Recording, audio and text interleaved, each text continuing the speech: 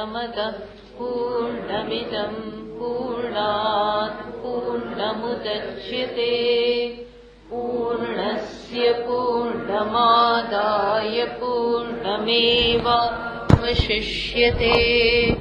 ॐ शान्तिः शान्तिः शान्तिः।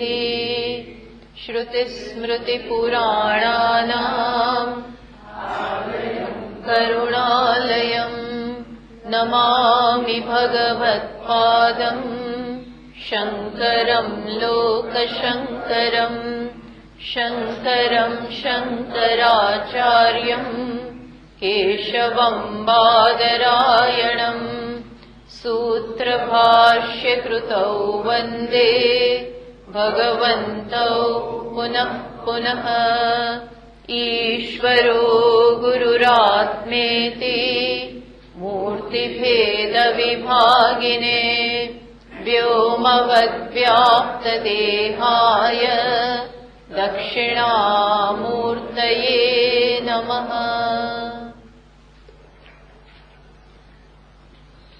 चलो नवमा मंत्र थी।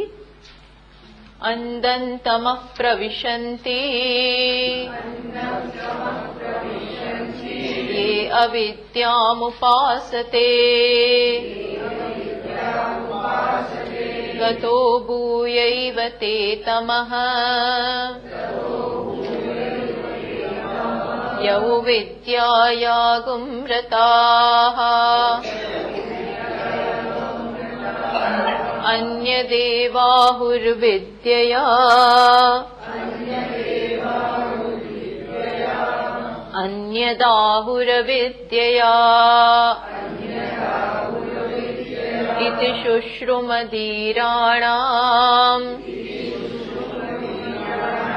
येनस्तद्विचचक्षिरे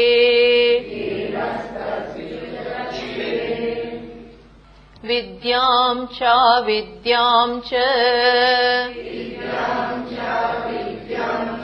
यस्तद्वेदो भयं सः अविद्यया मृत्युं तीर्त्वा विद्ययामृतमश्नुते। तो આપણે જાણ્યું નવમા મંત્રમાં કહ્યું એકદમ જ વિષય બદલાઈ ગયો. અત્યાર સુધી આત્મજ્ઞાનનું નિરૂપણ થયું અને હવે નવમા મંત્રથી એકદમ જ અવિવેકીને અથવા તો જે હજી તૈયાર નથી એને ઉદ્દેશીને શ્રુતિ હવે મંત્રો કહે છે. શું કહ્યું? અંધન તમઃ પ્રવિશંતિ યે અવિદ્યામ ઉપાસતે.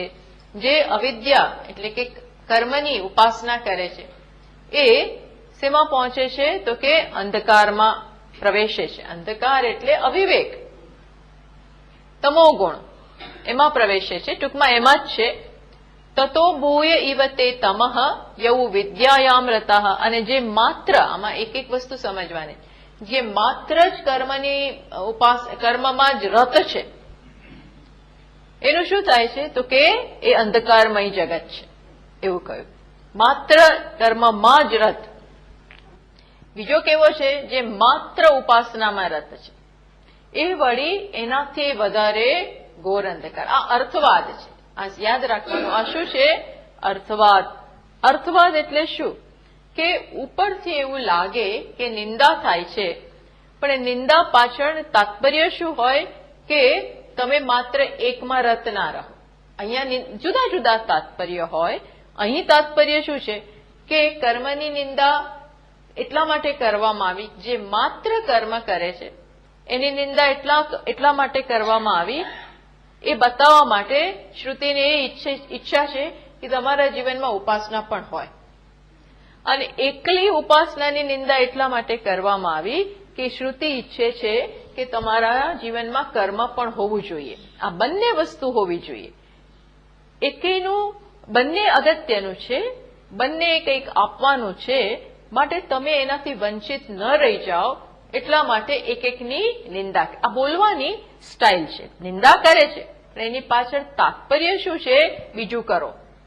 કેમ બીજું કરો? તો 10મા મંત્રમાં કહ્યું કારણ કે અલગ ફળ છે. એક વસ્તુનો કોઈ ફળ જ ના હોય તો તમે ન કરો તો ચાલે. પણ અહીંયા તો શું કહ્યું કે અન્યદ એવ આહુહુ અવિદ્યયા, અન્યદ એવ આહુહુ વિદ્યયા, અન્યદ આહુહુ અવિદ્યયા. શું કહ્યું શ્રુતિ? અન્યદ એવ આહુહુ વિદ્યા. વિદ્યાનું જુદું ફળ છે. કયું ફળ છે વિદ્યાનું? તો કે દેવલોક પ્રાપ્ત. ટેકનિકલ ભાષામાં વિદ્યાનું કયું ફળ છે? તો કે છે, અહીંયા લખ્યું છે અન્યત પૃથગ એવ વિદ્યયા ક્રિયેતે ફલમ. શું? તો કે વિદ્યયા દેવલોક. શાસ્ત્ર પ્રમાણે વિદ્યાનું ફળ છે દેવલોક. દેવલોક એટલે સ્વર્ગ. ઉપાસના કરવાથી તમે સ્વર્ગ પ્રાપ્ત કરો. આપણે આપણી રીતે બી બીજું સમજીએ કે એકાગ્રતા પ્રાપ્ત થાય, એ બધું આપણે સમજાવ્યું. પણ વિદ્યાનું આ ફળ છે. અને વિદ્યા એટલે ઉપાસના અર્થ કર્યો, તો આપણે બહુ ચર્ચા કરી. અને અન્યદ આહુહુ અવિદ્યા, અન્યદ કર્મનું બીજું ફળ છે. કર્મનું ફળ, સ્થૂળ ફળ શું છે કે તમે સકામ ભાવે કર્મ કર્યું હોય, કર્મની કંઈક મને ફલાણું ફળ મળે એવી ઈચ્છાથી કર્મ થયું હોય તો એ લોક પ્રાપ્ત થાય.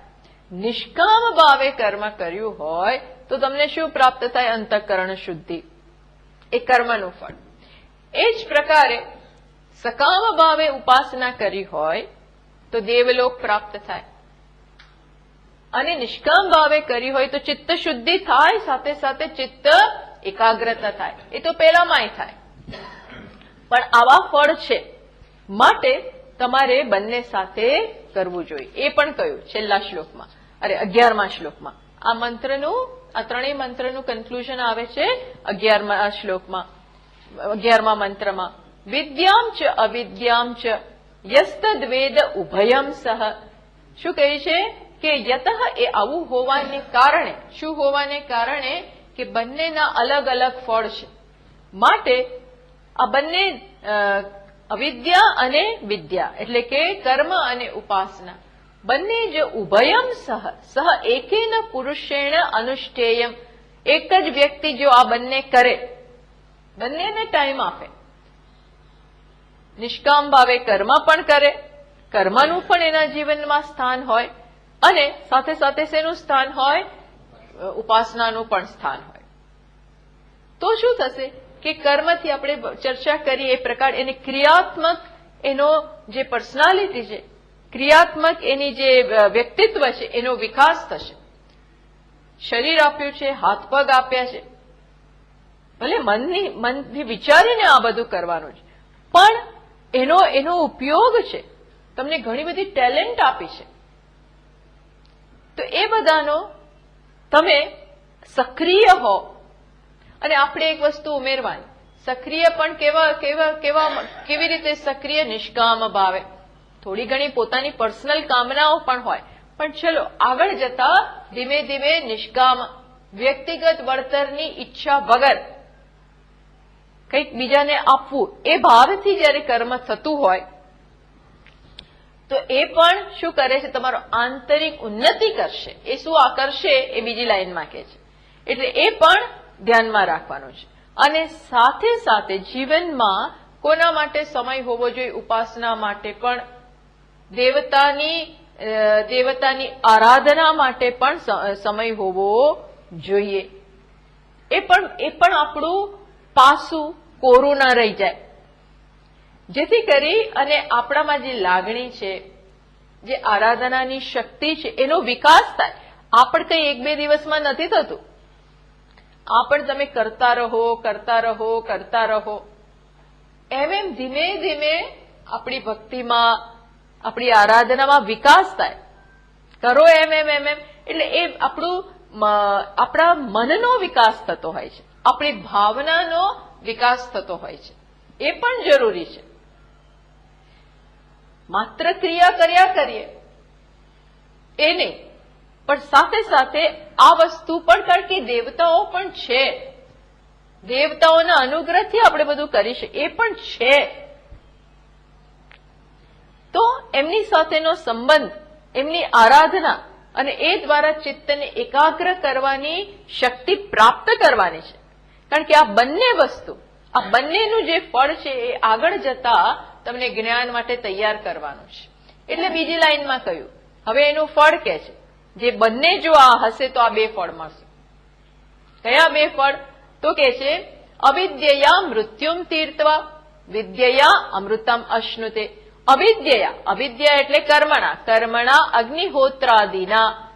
અગ્નિહોત્ર એટલે સકામ કર્મ થયું, નિષ્કામ ભાવે પણ થઈ શકે આ જ વસ્તુ. તો એનાથી શું થાય? મૃત્યુમ તીર્થવા. મૃત્યુ એટલે શું? સ્વાભાવિકમ કર્મ જ્ઞાનમ ચ મૃત્યુ શબ્દ વાચ્ય.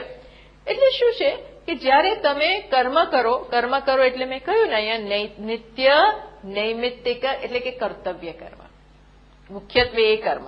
પછી સકામ ભાવે પણ થોડું થતું હોય, પણ જ્યારે જે કરવાનું છે એ મને કન્વિનિયન્ટ છે એ રીતે નહીં, કન્વિનિયન્ટ છે માટે હું કરું છું એવું નહીં, પણ શેના માટે? એ જરૂરી છે, એ યોગ્ય છે. રાધર એ યોગ્ય છે, મારી પાસેથી અપેક્ષિત છે માટે હું કરું, નહીં કે મને કન્વિનિયન્ટ છે. કન્વિનિયન્ટ હોય તો બધા કરે.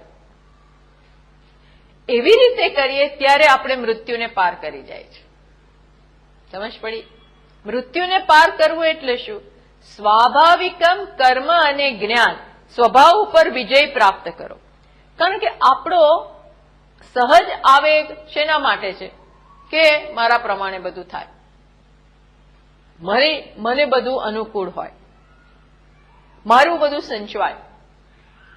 એ ન થાય તો આપણે કરવા તૈયાર નથી, એ ન થાય તો આપણે ખેંચાવા તૈયાર નથી. જ્યાં વ્યક્તિગત નથી કંઈ મળવાનું તો આપણે બહુ પડવા માંગતા નથી. તો એ તો મોટો અવરોધ છે ને, આ તો મોટો અવરોધ થઈ જાય છે. તો તમે વ્યક્તિત્વની ભાવનાને જાળવી જ રાખો છો. વ્યક્તિત્વ અકબંધ રહી જાય છે. ખરેખર આ બધું જયારે શ્રુતિ કહી રહી છે ત્યારે શ્રુતિના ધ્યાનમાં તો જ્ઞાન જ છે, મોક્ષ જ છે. અને મોક્ષ માટે વ્યક્તિને તૈયાર કરવાની છે. એ મોક્ષ માટે વ્યક્તિ ક્યારે તૈયાર થાય? જ્યારે સ્વભાવ ઉપર વિજય પ્રાપ્ત થાય. સ્વભાવ ઉપર વિજય એટલે શું? સ્વાભાવિકમ કર્મ અને જ્ઞાન. ટૂંકમાં આપણા સહજ આવેગ છે સ્વાર્થના, મુખ્ય સ્વાર્થ જ નડે છે. શું નડે છે? સ્વાર્થ, વ્યષ્ટિની ભાવના. એટલે શ્રુતિએ મૂકી દીધું. શું મૂકી દીધું? કે તમે કર્મમાં રત રહો. કર્મ એટલે કર્તવ્ય કર્મ. કર્તવ્ય કર્મ એટલે મારી પાસે જે અપેક્ષિત છે, મારું જે સ્થાન છે એ પ્રમાણે આ કર્મ છે જરૂરી. અને એ દ્વારા ખરેખર તો હું મોટો બનું. ટૂંકમાં મારી પાસેથી કંઈક છે હું આપી દઉં. એ દ્વારા જગતમાં કંઈક, જગતને કંઈક આપવાની એક ભાવના જન્માવો. આપવાની ભાવના સહેલી જ નથી. જુઓ, કારણ કે આપણને એમ થાય કે આપણે આપણામાં મસ્ત છીએ, આપણે શું કરવાને ખેંચવાની છે, એ જ ત્યાં જ આપણને સારું લાગે. આમાં છે તો જરા ખેંચાવવું પડે, સમય આપવો પડે. આ બધું ઇન્કન્વિનિયન્ટ છે. આ બધું ઇન્કન્વિનિયન્ટ બહુ એટલું પ્રારંભમાં આ બધી વસ્તુઓ આપણે બહુ સરળતાથી કરી નથી શકતા. તો મૃત્યુ એ જ મૃત્યુ છે. એ ન કરી શકવું એ જ મૃત્યુ. એને મૃત્યુ અહીંયા કહ્યું. મૃત્યુમ તીર્થવા, એને ક્રોસ કરવાનું છે. મૃત્યુ એટલે કયું મૃત્યુ? સ્વાર્થને, વ્યક્તિની ભાવનાને, વ્યક્તિગત વળતરની ભાવનાને, વ્યક્તિગત અનુકૂળતા એ મૂકવી પડે. વ્યક્તિગત પ્રતિકૂળતા થાય તો પણ આપણે એને ધ્યાનમાં ને સારું ભલે વાંધો નથી. આ બધું કરવું એ આ ન કરી શકવું એ જ મૃત્યુ છે શ્રુતિ પ્રમાણે. કારણ કે શ્રુતિની દ્રષ્ટિમાં તો શું છે? ઈશાવાસ્યમ ઇદમ સર્વ. એ તો પહેલામાં એને ધ્યાનમાં રાખીને આ બધું કહેવામાં આવે છે. એને ધ્યાન તો એ જ છે, એ જ ધ્યેય છે, એ જ સાધ્ય છે અને એ જ સિદ્ધાંત છે. એ જ છે. એને ધ્યાનમાં રાખીને વ્યક્તિને તૈયાર કરવાના છે. એમાં નડી શું રહ્યું છે? તો કે સ્વાર્થ. અને એ સ્વભાવ આપણો બની ગયો છે. અત્યારે સ્વભાવ કયો બની ગયો છે? આ વસ્તુ, આ સ્વભાવ બની ગયો છે. એ સ્વભાવને કાઢવો જ બહુ મુશ્કેલ છે, બહુ જ મુશ્કેલ છે. પ્રકૃતિમ યાંતિ ભૂતાની નિગ્રહ કેમ કરીષ્યતિ કે છે ને, પ્રકૃતિ જે બની ગઈ એનો નિગ્રહ કેવી રીતે કરવો? પણ હવે બની ગયું છે પણ એ નડે છે. અહીંથી આપણે ઉઠવાનું છે. બ્રહ્મ તો બધું જ છે, પણ બ્રહ્મનો અત્યારે ખ્યાલ, હુંનો અત્યારે ખ્યાલ કેવો છે? આટલું જ, આટલી મારી બાઉન્ડ્રી, એવો ખ્યાલ છે. તો એ કઈ ચમત્કાર નથી થવાનો કે જતો રહે, કે રાતોરાત નથી જતું. રાતોરાત શું, જિંદગીની જિંદગી આ નથી જતું.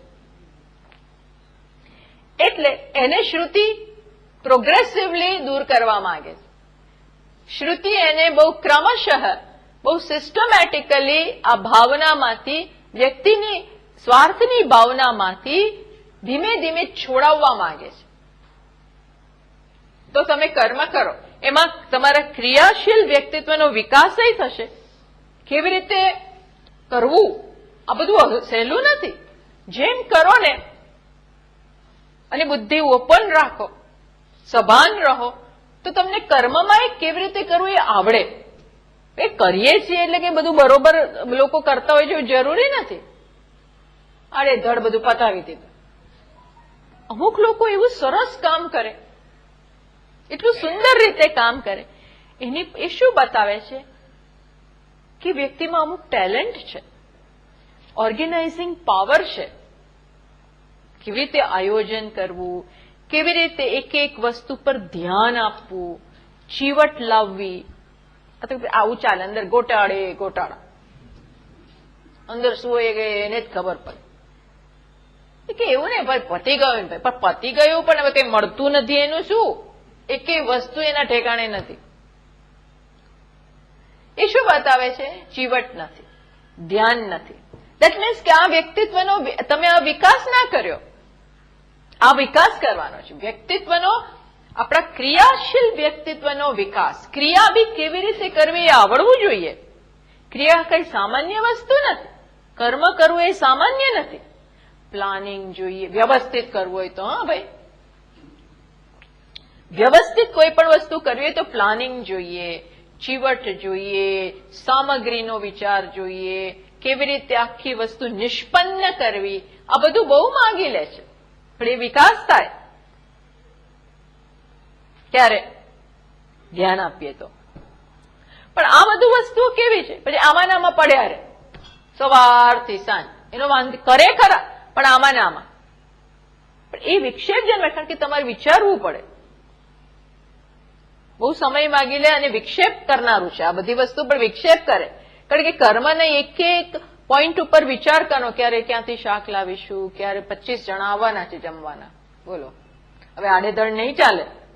આડેધડ કરનારા કરે, પછી ખૂટે વધે, બધું કેટલું થાય. ઠેકાણાના, એકમાં મીઠું ઓછું ને એકમાં ખાંડ વધારે ને એકમાં આ વધારે, નથી ફરસાણના ઠેકા, કશાય ના ઠેકા, કોઈ પ્લાનિંગ વગર.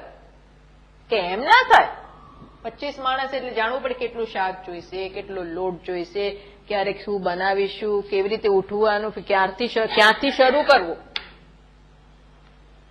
બધું તૈયાર રાખી, કુકર મૂકી દીધું. આમ તમને બધાને બધું આવડે, ખબર છે બધા કેવી રીતે, પણ આ બધું પ્લાનિંગ હોય. પછી ટેબલ તૈયાર કરવું, પાણી મૂકવું, આ બધું એવરીથિંગ, બધા જ સ્ટેપ વિચારવા પડે. કોઈ પણ એક ફંક્શન કરવું હોય તો તમારે બહુ વિચારવું પડે, કે એમને એમ નથી થતું. પણ એને કારણે એક આવડત આવે છે. કેવી રીતે આ બધું કરીને આવડત આવે, આપણો વિકાસ છે. ઘણા લોકો એવા હોય પણ કઈ આવડે જ નહીં. કશું જ લોકોને આવડતું નથી. બોલાવે અને પછી કે શું પેલા માળા પહેરાવાની, કે પેલા ચાંદલો કરવાનો, કે પેલા આ આપવાનો, તો તમે કઈ વિચાર્યું જ નથી. તમે વિચારો આમાં શું હોઈ શકે. પહેલા પૂછો જો, એની વાંધો નથી, પૂછો, પણ વિચારી ના શકે. એ ક્યારે કર્યું જ ના હોય કાંઈ. હું તો કહું કે સાદી વસ્તુ બતાવો. તો આપણા આશ્રમમાં ફંક્શન હોય ને આરતી કરવાની હોય, તો એને આરતી કરવામાં કેવી રીતે કરવું કઈ ખબર ના પડે. આમ રહી જાય, આમ બતાવવાનું રહી જાય, પછી પતી જાય. પણ પાણી એને પાણી ફેરવવાનું, ફૂલ, આ બધું જોયું હોય ને કર્યું તો ખબર પડે. આ બધું વિચાર માંગી લે છે. આવડત જોઈએ, આનો વિકાસ ના થાય. જેને કોઈ દિવસ કંઈ કર્યું નહીં એનો કોઈ વિકાસ જ નથી હોતો. એ આમ કેવડાય હોય પણ આમ એક પાસું છે ને કોરું કાટ, એક પાસું કેવું રહી ગયું હોય કોરું. બે મહેમાન આવે શું કરવું તો કે અમે બહારથી મંગાવી લઈશું. વાત બરોબર છે, બહારથી મંગાવો, પણ મહેમાન એને જમાડો એની જેવું એમાં રંગત નથી. સમજ પડી હું શું કઉ છું? આ એમને એમ ના આવડે, આ બધું કરવું પડે. અને એમાંય મૃત્યુમ તીર્થવા, હું શેનો બોલાવું? છોડો. મૃત્યુમ તીર્થવા એટલે શું? ના, અતિથિ દેવો ભવ, સંબંધો સાચવવાના છે, સોસાયટીમાં રહીએ છીએ, ટૂંકમાં આવી પ્રકારનો નિષ્કામ ભાવે, ભલે ને મારે ખેંચાવવું પડે, ભલે ને મારે કરવું પડે. આનાથી શું થાય છે? આપણે આપણી સંકુચિતતામાંથી બહાર આવીએ છીએ. સંકુચિત થઈ ગયા છે. દિવસે દિવસે માણસ જો આનો વિચાર ન કરે તો બહુ સંકુચિત થઈ ગયો છે આજનો માણસ. પહેલા તો બધા જોઈન્ટ ફેમિલી રહેતા, કેટલાય આવે ને જમે ને કાંઈ આવી બહુ પડીએ ના હોય કે તું કેમ આવી ગયો કીધા વગર, હવે અમે કેવી રીતે કરીશું. પેલા આમ બધું સંચવાઈ જતું હતું, એવી ભાવના હતી. કાકીએ એટલું માં જેવું જ કરે, અને માસીએ માં જેવું જ કરે, અને ફોઈએ માં, બધું તમે you can rely upon people. એકાદા જો એકના માતા પિતા જતા રહ્યા હોય તો એ છોકરો અનાથ ના બની જાય. એનું ધ્યાન રાખવા વાળા હોય જ. કાકાને ત્યાં ઉછરે, મામાને ત્યાં ઉછરે, માસીને ત્યાં ઉછરે, ભાઈને ત્યાં ઉછરે. હવે આજે આ લેવા ક્યાં જવું? આજે ક્યાં લેવા જવું? સમજ પડી કે આ ભાવના વિકસતી નથી. આ કોઈ ભાવનાને વિકાસવાનો, અથવા આજે તો આપણે કોઈક માથે પણ એવું લાગે. અને પહેલા લોકો આમ નિસંકોચ કહેતા કે હું તો મારા કાકાને ત્યાં ઉછરો છું. આજે કયો કાકો રાખવાનો છે? કોઈ ના રાખે. કોઈ કરતા કોઈ કોઈને રાખવા તૈયાર નથી. સગા ભાઈને રાખવા ને બેનને માને નથી રાખવા તૈયાર, તો ક્યાં બીજાની વાત કરીએ? મા બાપને રાખવા તૈયાર નથી તે બીજાને તો વાત જ ક્યાં છે? સમજ પડી? કેટલા સંકુચિત બની ગયા છે. આપણું જીવન આપણા પૂરતું જ સીમિત છે. એમાંય ગણતરીઓ હોય છે, એમાંય ગણતરીઓ બધી ચાલતી હોય છે. આ ગણતરી બાજમાન છે. આ મૃત્યુ છે. આ શું છે? મૃત્યુ છે. એટલે તમે જયારે ખેંચાવ, તમે જયારે આપો, તમે જયારે બીજા માટે કરો, ત્યારે શું થાય છે? આ મૃત્યુમાંથી બહાર નીકળી ગયા. આ પહેલો પગથિયું છે, બહુ મોટું પગથિયું છે. આના વગર કદાચ ઈશાવાસ્ય બોલવાથી ના આવડે. બોલવાથી નથી આવડે. ઈશાવાસ્યમ ઇદમ સર્વમ યત્ કિંચિત જગત્યામ જગત, એ નથી. એ તો એટલે સર્ટન થિંગ્સ જીવનમાં કરવાની છે, ત્યારે વિકાસ થાય છે. કરો ત્યારે વિકાસ થાય છે, એમને ના વિકાસ થાય. એટલે કહ્યું સ્વાભાવિકમ કર્મમ જ્ઞાનમ છે. એનો આપણે એને તીર્થવા અતિક્રમ્ય, એને આ કરીને આપણે એમાંથી મુક્ત થવાનું છે.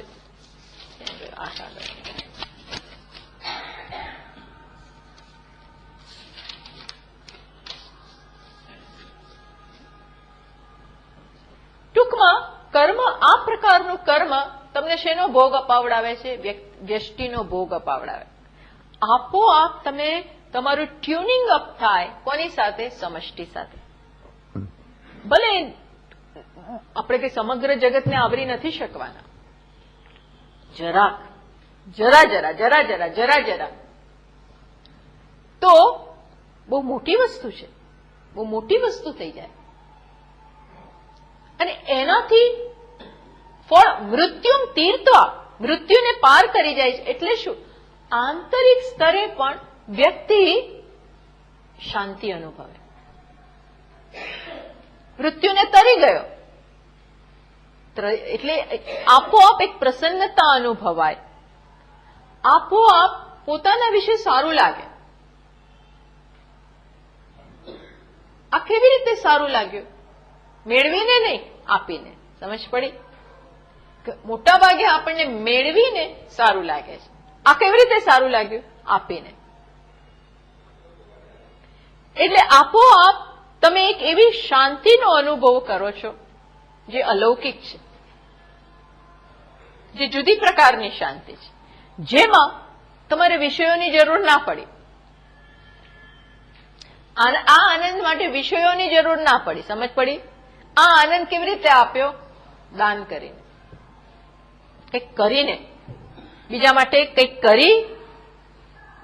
એ ભાવના કંઈક પણ રીતે કંઈક આપો છો, એનાથી આંતરિક ઉન્નતિ થાય છે, પ્રસન્નતા આવે છે, શાંતિ આવે છે, આનંદ જન્મે છે. આ શું થયું?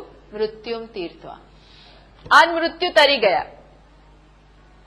એ માત્ર ના હું ભગવાનનું નામ લઉં છું એનાથી આ નહીં થાય. ભગવાનનું નામ જરૂર તમે લો છો બેસી બેસીને, પણ ત્યાં સામે ભૂખ્યું બેઠું છે કોઈક ઘરમાં જ, એને માટે નથી કરી શકતા. તો એ તો કંઈક ચૂકી ગયા. એ તો અહીં કહ્યું ને ઘોર અંધકાર. તમે કારણ કે તમે કશું ખરેખર તો એની લાગણીને દુભાવી, કર્તવ્ય કર્મ નહીં બજાવીને, આપણી આશ્રિત જે લોકો છે એમનું નહીં કરીને ખરેખર તો તમે ચૂકી ગયા. મૂર્તિ માટે કરો છો, સાચું કહું છું, મૂર્તિ માટે તમે કદાચ કરો છો, ત્યાં તમને વાંધો નથી આવતો, પણ આ બાજુ નથી થતું. સમજ પડી? એટલે આ બધી સૂક્ષ્મ વસ્તુઓ છે. આ બધી વસ્તુઓ આપણે એમ માનીએ કે અવગણીને આગળ વધી જઈશું તો ભગવાન વધવા નથી દેતો. ભગવાન વધવા જ નથી દેતો. એ એવા સંજોગો જીવનમાં લાવે છે કે તમારે છૂટકો જ નથી, છૂટકો જ નથી. મૃત્યુમ તીર્થવા, મૃત્યુમ તીર્થવા. પ્લસ તમને આ બધી વસ્તુ બહુ સભાન બનાવે છે. મેં કહ્યું ને, મનની એક કેપેસિટી તૈયાર થાય છે.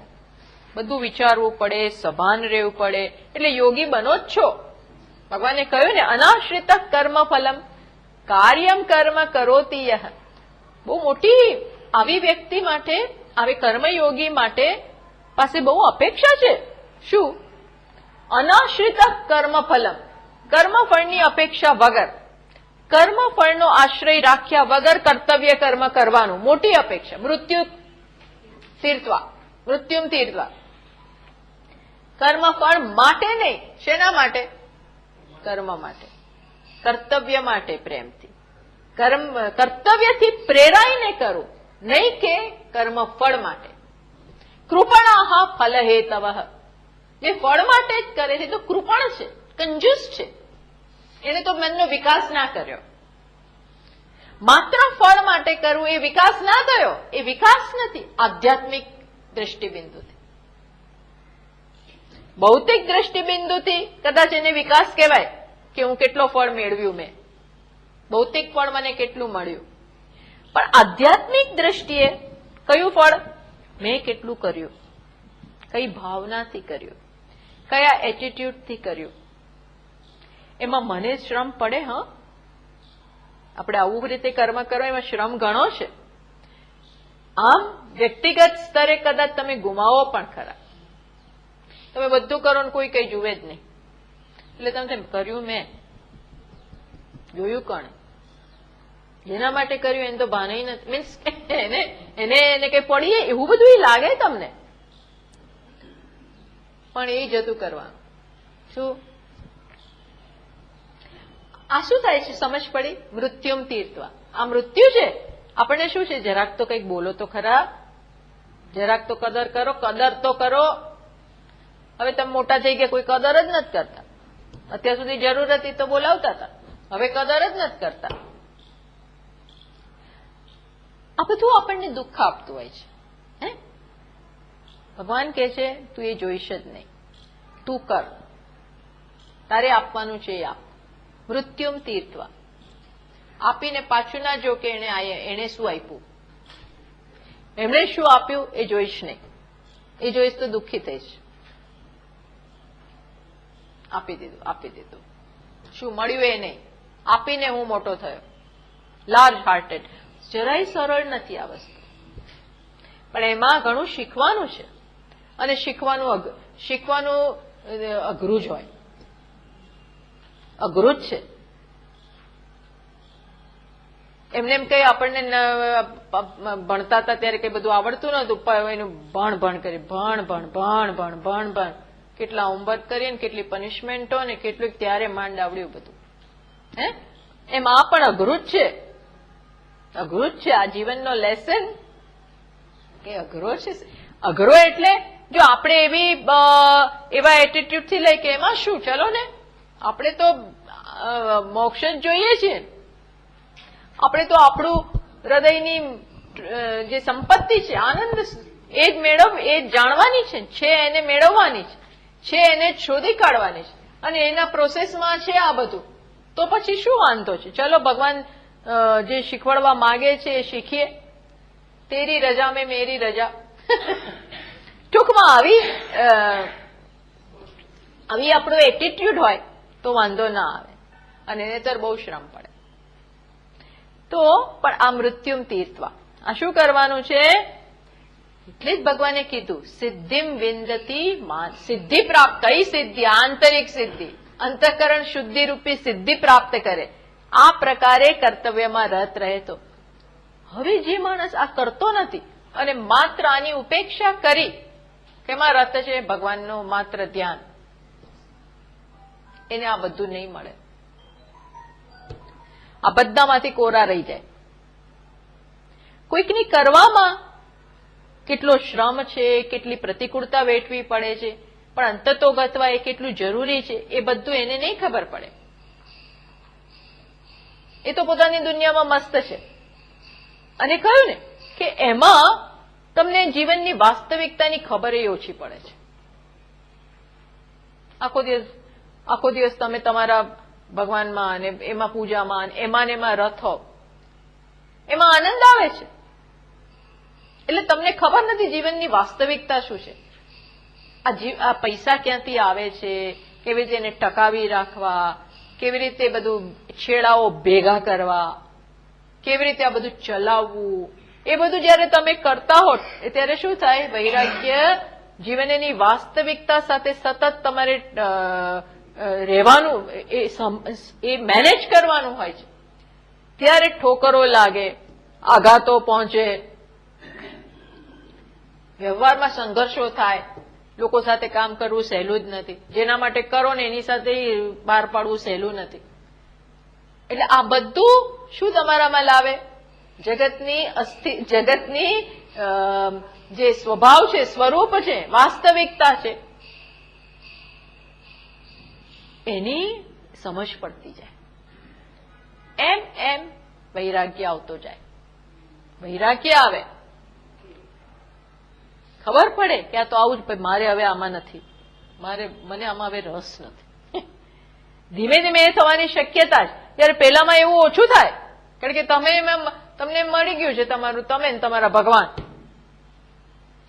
એનો વાંધો નથી, સારી વસ્તુ છે. પણ આમાં જે વૈરાગ્ય આવે એમાં ના આવે. એની સંગીતની સાધના કરતા હોય ને ઉપાસના કરતા હોય ને આ કરતા હોય ને તે કરતા હોય, એ જુદી દુનિયામાં છે. એને વાસ્તવિક દુનિયા સાથે સંપર્ક ઓછો છે. એટલે વૈરાગ્ય જન્મવાની શક્યતાઓ ઓછી છે. અને એના ઉપાસનાને પરિણામે સ્વર્ગમાં જાય, ભોગ ભોગવે. ઉલટાના એટલે કહો ને, તતો ભૂય ઇવ તે તમઃ, વધારે ઘોર અંધકારમાં પ્રવેશે છે. કેમ? કારણ કે એ બધા સંસ્કાર પડી ગયા છે, એના ભોગના સંસ્કાર. એક વખત 5 સ્ટાર હોટલમાં રહો, પછી સાદી હોટલ ના ભાવે. પછી સાદી હોટલમાં એક વસ્તુ છે કે કશી ચોખ્ખાઈ નહીં, આમ નહીં, તેમ નહીં, ફલાણું નહીં, કોઈ આવીને આપણું બેગ ના લઈ જાય, આ ના કઈ કશું નહીં. આ બધી વસ્તુ પછી આપણને છળ દઈને કરતા 5 સ્ટાર સારી. 5 સ્ટાર તો મજા નહીં કરે, પણ એકવાર એ ખાધા પછી એ મેં ભોગવ્યા પછી સાદું નથી ગમતું. એમ પેલા સંસ્કાર પડી ગયા છે, પછી તમે સાદું સહન નથી થતું. વધુ ને વધુ કમ્ફર્ટ, વધુ ને વધુ લક્ઝરી, ઉલટું આપણે શું બનાવે છે? પરતંત્ર. એટલે ખરેખર તો એ આપણે બંધાઈએ છીએ મુક્ત થવાને બદલે. એટલે કહ્યું કે પેલામાં વધારે ઘોર અંધકાર, કર્મ કરતા જે માત્ર ઉપાસનામાં રત છે એ વધારે ઘોર અંધકારમાં પ્રવેશે છે. પેલામાંથી તો બહાર નીકળવાની શક્યતા છે, બહાર નીકળે જ માણસ, આપોઆપ એને જિજ્ઞાસા જન્મે જ, વૈરાગ્ય આવે જ, જિહાસા થાય જગત પ્રત્યે, થાય જ. એટલે કહ્યું કે આ વધારે ગોળ. અને અહીંયા કહ્યું કે અવિદ્યા મૃત્યુમ તીર્થવા. અવિદ્યા એટલે કે કર્મમાં નિષ્કામ ભાવે કર્મ કરવાથી તમે મૃત્યુને તરી જાઓ છો. એ તો કર્મનું ફળ. પણ ઉપાસનાનું શું ફળ છે? વિદ્યા અમૃતમ અશ્નુતે. વિદ્યાથી શું પ્રાપ્ત થાય? ઉપાસનાનું શું ફળ છે? અમૃતમ અશ્નુતે. અમૃતત્વ પ્રાપ્ત કરે છે. અમૃતત્વ એટલે શું? દેવતાત્મ ભાવમ અશ્નુતે. શું થાય છે એને? સતત દેવતાની ઉપાસના, ઈષ્ટદેવ સાથેનો એનો સંબંધ, સતત એનું ચિંતન, એને કારણે શું થાય છે? એક તો એકાગ્રતા આવે છે, ફોકસ કરવાની કેપેસિટી.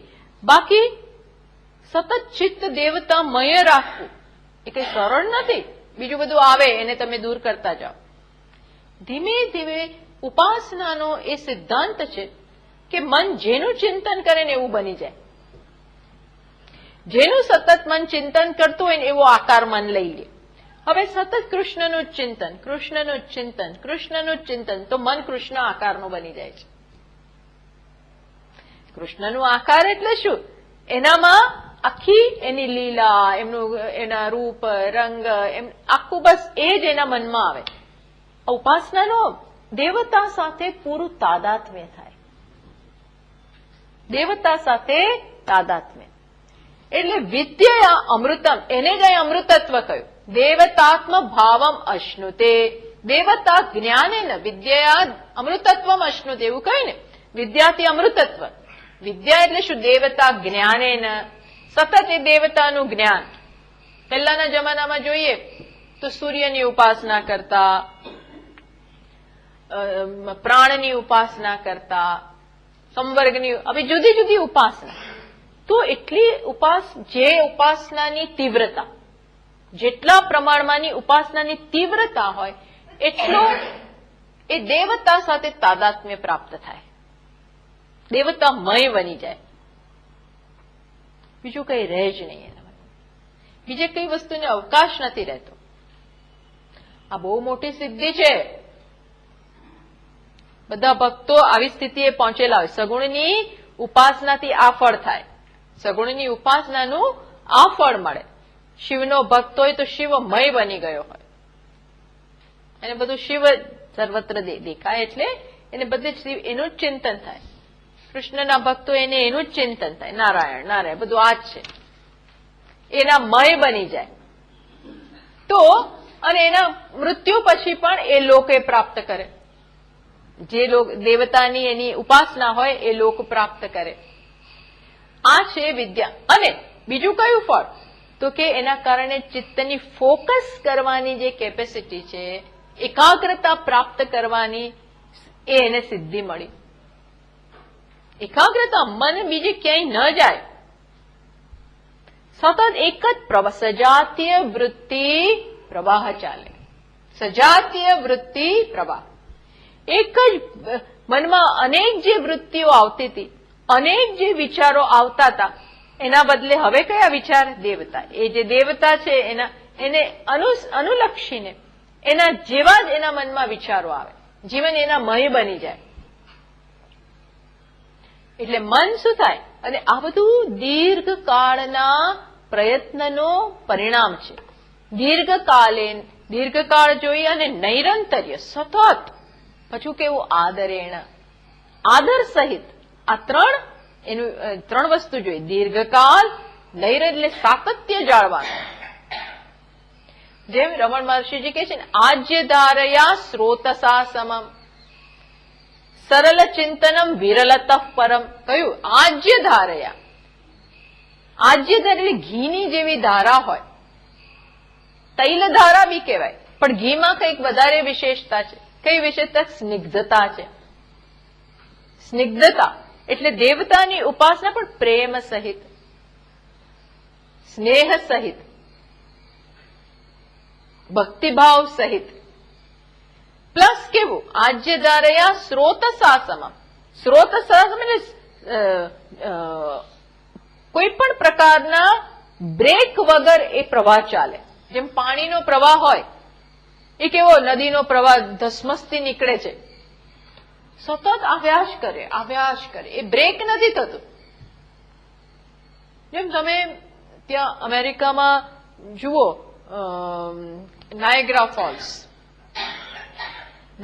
ફોલ્સ એટલે ત્યાં કેનેડા પાસે છે, તો ત્યાં અમેરિકાથી પણ જોવાય. તો ત્યાં એટલી ઊંચાઈથી કેટલી બધા લેકનું પાણી પડે છે દરિયામાં નીચે. તો એ અનબ્રોકન ચાલ્યા જ કરે છે, અને એટલો ધસમસતો પ્રવાહ કે જેનો કોઈ પાર નહીં. ચારેય બાજુથી અમેરિકાની આટલી સાઈડ ને કેનેડાની આખા આટલી સાઈડમાં મોટો ડાયમેન્શન છે. એમાં ચારેય બાજુથી પાણી આવે છે, એટલા જોરથી પાણી આવે છે, સતત પડ્યા જ કરે, ત્યાં સુધી કે શિયાળામાં આખું થીજી જાય. એ કેવું છે? સરળ, બ્રેક ના પડે. હવે થોડું રહી ગયું, હવે થોડી વાર પછી પડશે, એવું ને. આ ચાલ્યા જ કરે વર્ષોથી. આને શું કહેવાય? એવો વૃત્તિનો એવો પ્રવાહ ઈષ્ટ દેવતા પ્રત્યે આવો ચાલતો હોય. સરળ ચિંતનમ એ પેલું બ્રેક વાળા કરતા આ સારું એમ કે છે. વિરલત પરમ. વિરલત એટલે બ્રેક સહિત, ભંગાણ સહિત. એના કરતા કયું સારું? આવું એફર્ટલેસલી, કોઈ પણ પ્રયત્ન વગર ઈષ્ટ દેવતા તરફ વૃત્તિનો પ્રવાહ. તમે વિચાર કરો, મન કેવું વળી ગયું, મનમાં કેટલું પરિવર્તન આવ્યું. મન જેનો સ્વભાવ છે એક વિચારમાંથી બીજા વિચારમાં કૂદવું, આમ એકદમ દોડી જ જાય બીજે, જરા કંઈક થયું ને બીજે જતું રહે. મનને ભાગી જતા વાર શું લાગે? એક સેકન્ડ ના લાગે.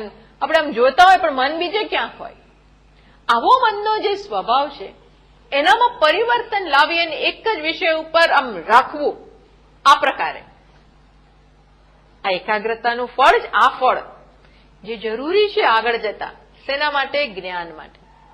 બ્રહ્મ માટે આવું મન જરૂરી છે. કારણ કે બ્રહ્મ તત્વ નિર્ગુણ, આ તો બધું સગુણ છે. બ્રહ્મ નિર્ગુણ છે, નિરાકાર છે. એના માટે મન કેવું બનવું પડશે? આટલું સૂક્ષ્મ અને બધી શક્તિઓ અંતર્મુખ બનાવવામાં અંતર્મુખતા જોઈશે. એ માટે આ બધું જરૂરી છે. પણ એનાથી તમે વંચિત રહી જાઓ જો તમે આવો પ્રયત્ન કર્યો નહીં હોય તો. માત્ર કર્મ જ કર્યું હશે તો આ નહીં મળે. એટલે એવા મોટા કર્મઠ હોય પણ 5 મિનિટ ભગવાનનું નામ લેવા મંદિરમાં શાંતિથી ના મંદિર ઘરનું કે બહારનું કે ક્યાંય પણ થાકી જાય, ઉભા થઈ જાય, કેપેસિટી એમનામાં શક્તિ જ ના હોય. એટલે આપણે તરત ખ્યાલ આવે કે આમ જુઓ કેવા છે, પણ આમાં બાળપોથી એ નથી, આમાં કશું મળ્યું જ નથી.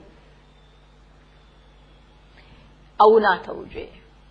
માણસને જે નાનું જીવન મળ્યું છે, જે પણ જીવન મળ્યું છે એમાં બધાનો વિકાસ કરવાનો છે અને જરૂરી છે. જે જરૂરી છે એનો વિકાસ. કર્તવ્ય કર્મ કરીને કંઈક મેળવવા, મૃત્યુને તરી જવાનું છે અને ઉપાસનાથી અમૃતત્વ પ્રાપ્ત કરવાનું છે. ટૂંકમાં આપણને સ્વર્ગમાં જવાની ઈચ્છા ના હોય, દેવતાના લોકમાં જવાની ઈચ્છા ના હોય, પણ દેવતા સાથે એકાગ્રતાની, તાદાત્મ્યની તો ઈચ્છા છે જ. કેમ? કારણ કે આપણને એમનો અનુગ્રહ જોઈએ છે. અને દેવતા એટલે બ્રહ્મનું જે એક સ્વરૂપ છે એમના અનુગ્રહની જરૂર છે.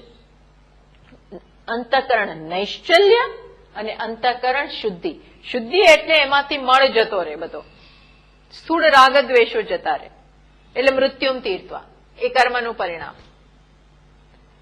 પણ બીજી વસ્તુ રહી ગઈ નૈશ્ચલ્ય, કોન્સન્ટ્રેશન રહી ગયું. તો એ શેનાથી આવે?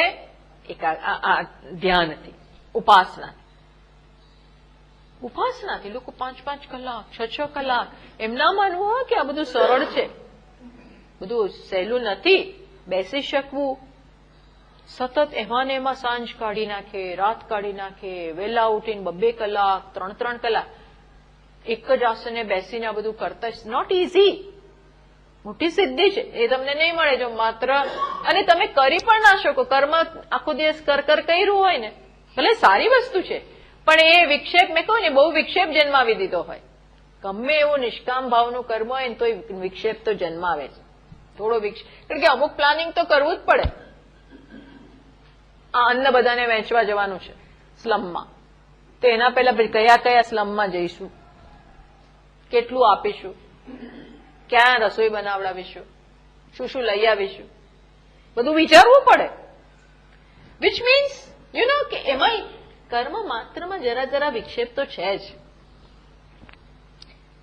એટલે એ એકાગ્રતા પ્રાપ્ત કરવાની શક્તિ ત્યાં ના રહે. એટલે શું? બેલેન્સિંગ કરવાનું. લાઈફમાં શું હોવું જોઈએ? બેલેન્સિંગ. શેનું બેલેન્સિંગ? આપણ અને આપણ, એકેયના ભોગે નહીં, એકેયના ભોગે નહીં. સમજ પડી? બધો વિકાસ થતો જાય. આપણા ભાવનાનોય વિકાસ કરો અને આપણે આ કાર્યશીલ ક્રિયાત્મક જે વ્યક્તિત્વ છે એનોય વિકાસ. આપણા પોતાના ડેવલપમેન્ટ માટે નહીં, મીન્સ કે આપણું વ્યક્તિગત પર્સનલ એજન્ડા માટે નહીં, પણ શેના માટે? જેથી કરી પર્સનલ એજન્ડા જશે ને તો એટલો વિકાસ થશે પણ નહીં. પણ નિષ્કામ ભાવે, કર્મ નિષ્કામ ભાવે. અને ઉપાસના પણ શું? કે દેવતાનો અનુગ્રહ પ્રાપ્ત થાવ, તાદાત્મ્ય પ્રાપ્ત થાવ, એ પણ કરો. સાથે સાથે ઐક્યના ભાવથી કરો, દ્વૈતના ભાવથી નહીં, પણ ઐક્યના ભાવેથી. સોહમ ભાવેન પૂજયેત. આ વસ્તુ પણ કરવાની છે. આ ફળ કયું? હવે વિષય પાછો જરા વિષય નહીં, પણ હવે જુદી પ્રકારની ઉપાસનાની વાત છે. હવે જુઓ, બીજું પણ જીવનમાં છે. શું છે? તો કે હવે માત્ર ઉપાસનાનો વિષય આવે છે.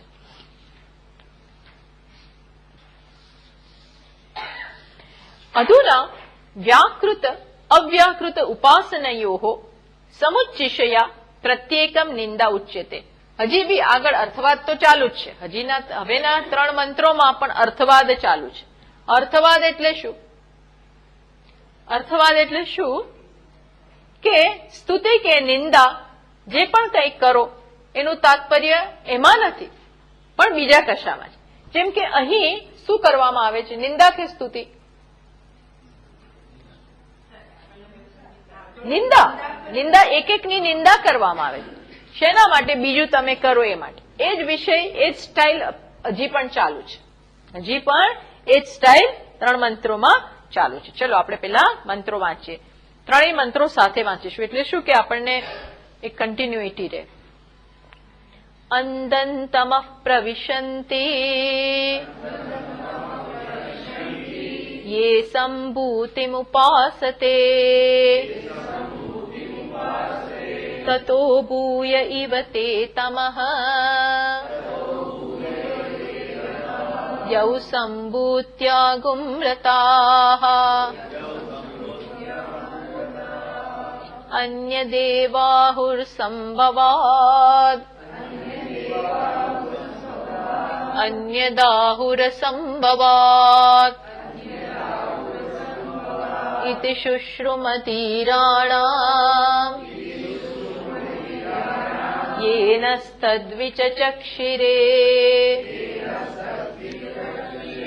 सम्भूतिं च विनाशं च यस्तद्वेदोभयं सः विनाशेन मृत्युं तीर्त्वा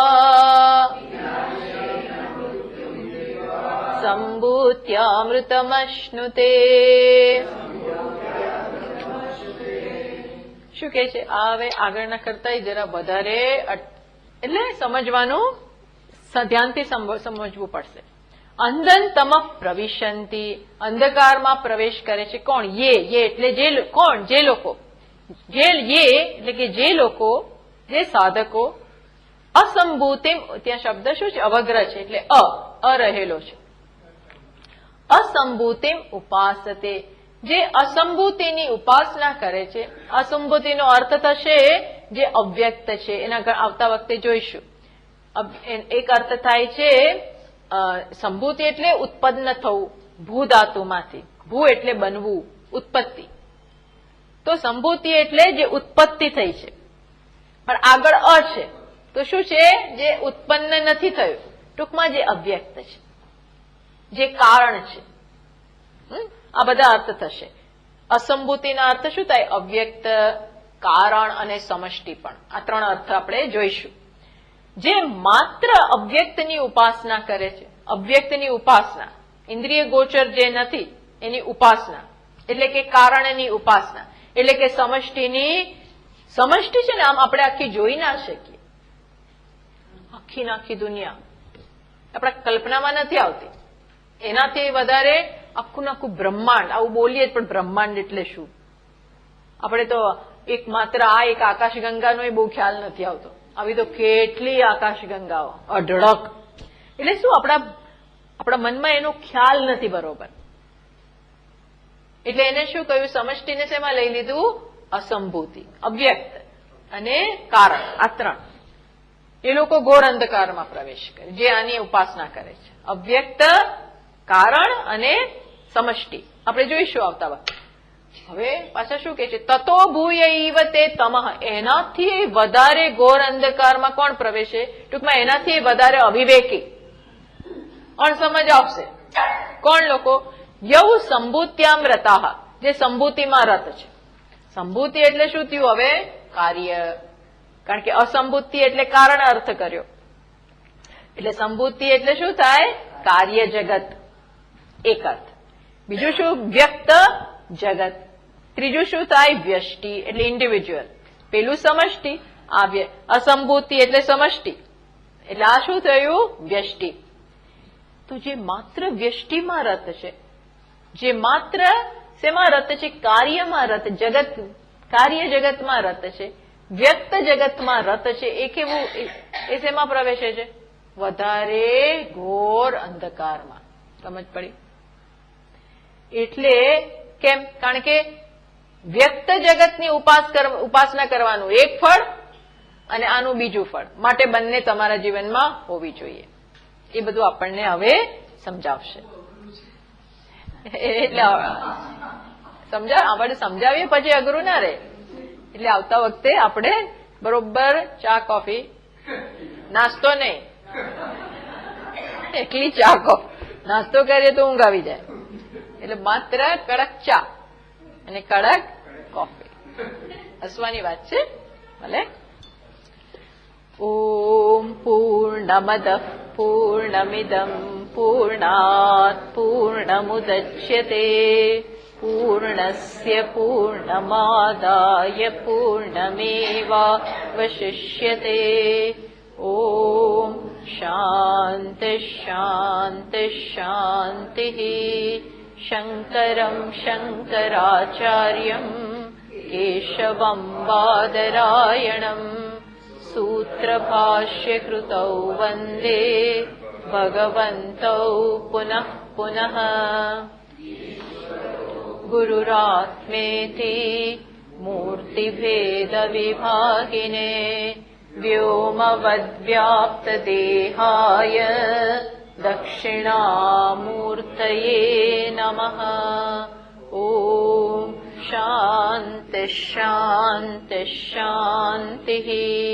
हरिः ॐ श्री गुरुभ्यो नमः. हरिः ॐ.